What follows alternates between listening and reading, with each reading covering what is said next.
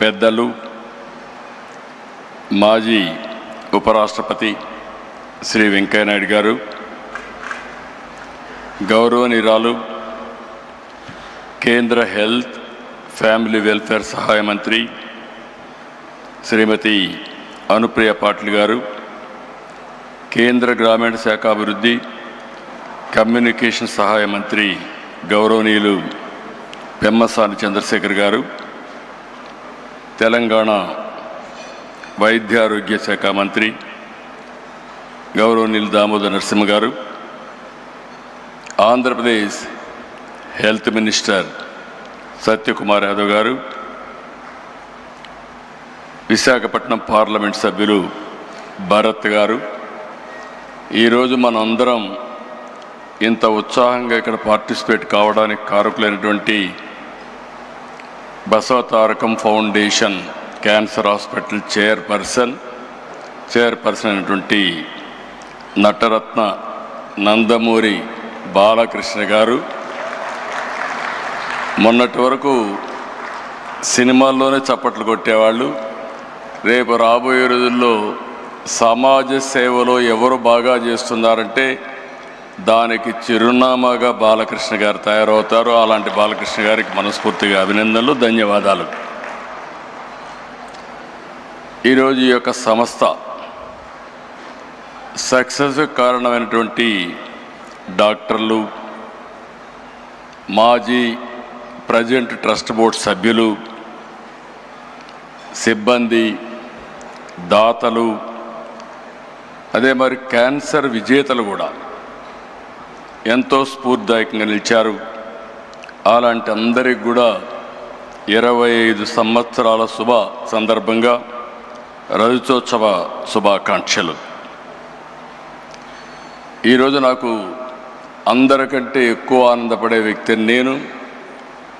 ఆలోచన వచ్చినప్పటి నుంచి ఇంతవరకు ఈ యొక్క హాస్పిటల్కి కాస్తో కూస్తో ఎప్పుడు వీలైతే అప్పుడు దీనికి సేవ చేసే అవకాశం నాకు వచ్చింది. దానికి ఎంతో సంతోషంగా ఉన్నానని చెప్పి కూడా నేను మీకు తెలియజేస్తున్నా. ప్రతి ఒక్క సక్సెస్కి ఒక స్టోరీ కూడా ఉంటుంది. మా అత్తమ్మ బసవతారకం గారు మా కుటుంబానికి ఒక పెద్ద దిక్కు. ఎన్టీఆర్ సినిమాల్లో బిజీగా ఉండేవారు. ఆయనకి ఎప్పుడు కూడా టైం ఉండేది కాదు.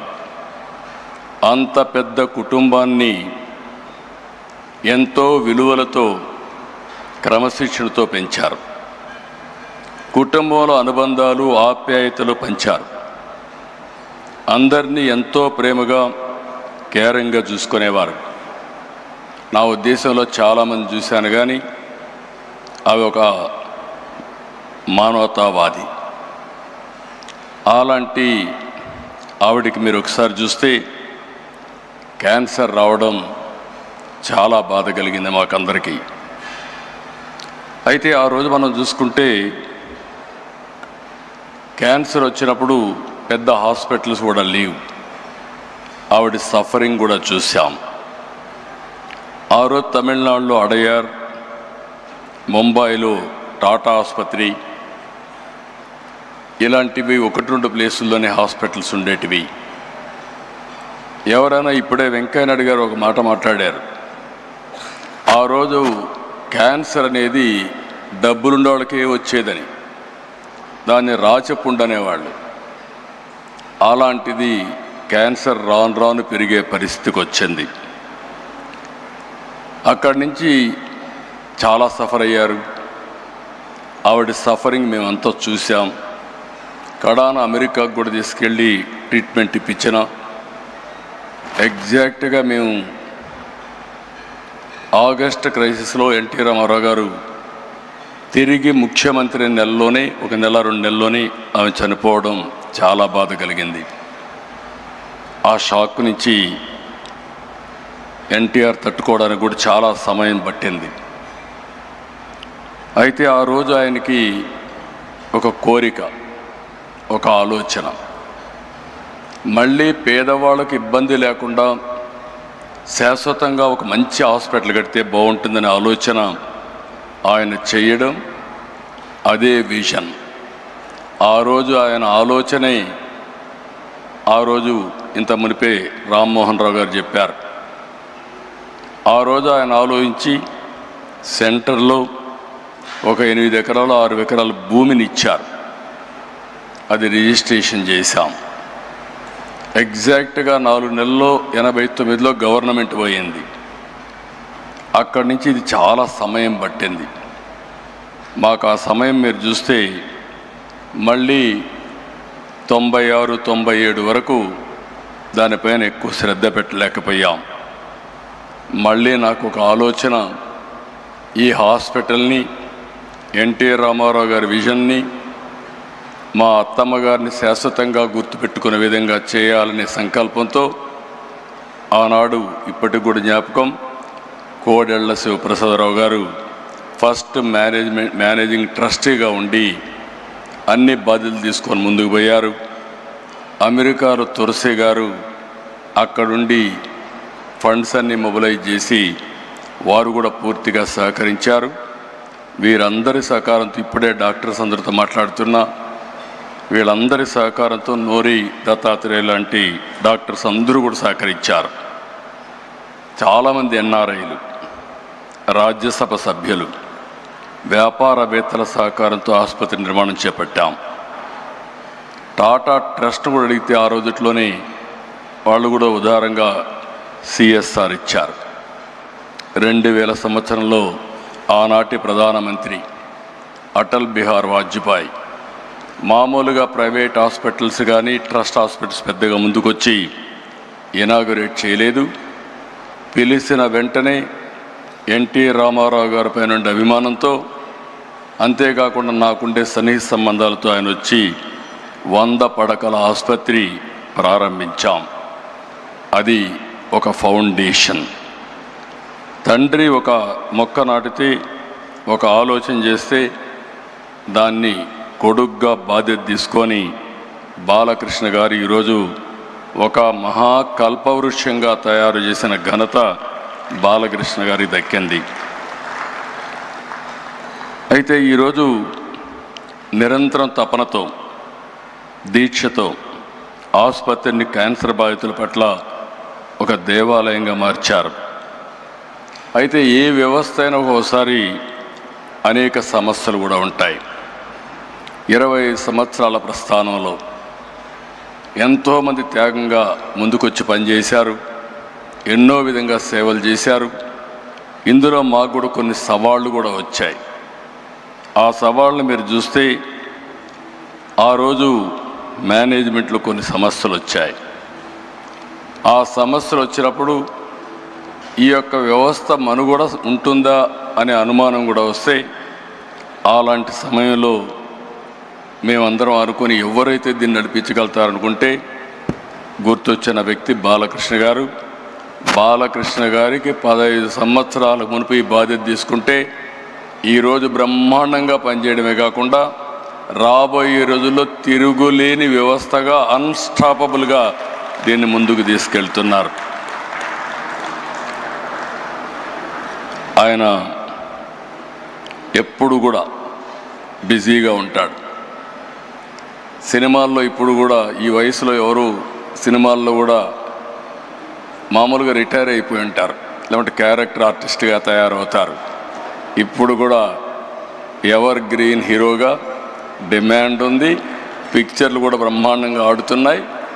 ఇంకొక పక్క హిందూపూర్ ఎమ్మెల్యేగా కూడా బ్రహ్మాండంగా పనిచేస్తూ మొట్టమొదటి నుంచి ఇప్పటి వరకు గెలిచే నియోజకవర్గం తెలుగుదేశం పార్టీ హిందూపూర్ నియోజకవర్గం.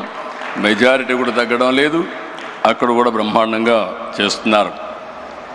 మామూలుగా బిజీగా ఉండే వ్యక్తులను ఎప్పుడు కూడా ఇలాంటి చేయలేం, పట్టించుకోం. ఒక ప్యాషన్ ఉంది, ఒక ఎంపతి ఉంది, ఒక కంపాషన్తో పనిచేస్తూ ఉంటాడు. ఎంత బిజీగా ఉన్న క్యాన్సర్ ఆసుపత్రికి వెళ్ళడం, ఆయన క్యాన్సర్ పేషెంట్తో వ్యవహరించే తీరు చాలా, అంటే ఆయన మనసులో ఒక ఆవేదన, చేయాలనే తపన, అందువలని ఈ సంస్థ ఈ స్థాయికి వచ్చింది. నేను చాలాసార్లు చాలామందిని చూశాను. ఒక ప్రైవేట్ ఆర్గనైజేషన్ పెడితే కూడా కష్టపడిన ఈ సమయంలో బాలకృష్ణ గారు ఒక నాన్ ప్రాఫిట్ ఆర్గనైజేషన్ పెట్టి ప్రపంచమంతా తిరిగి డొనేషన్స్ కలెక్ట్ చేయడమే కాకుండా సిఎస్ఆర్ కోసం పదే 10 మందికి చెప్పి ఒక సేవాభావంతో ముందుకు పోయారు. దానివల్లనే ఈరోజు ఈ వ్యవస్థ ముందుకొచ్చే పరిస్థితికి వచ్చింది. 25 సంవత్సరాలు ఈరోజు వ్యవస్థ వల్ల వేలాది కుటుంబాలకు ధైర్యాన్ని ఇచ్చింది, వెలుగునిచ్చింది. ఒక చిన్న ముక్కగా పెట్టిన ఇది 650 పడకల ఆసుపత్రి, 250 మంది పైన నిపుణులైన వైద్యులతో బ్రహ్మాండమైన సేవలు అందిస్తున్నారు.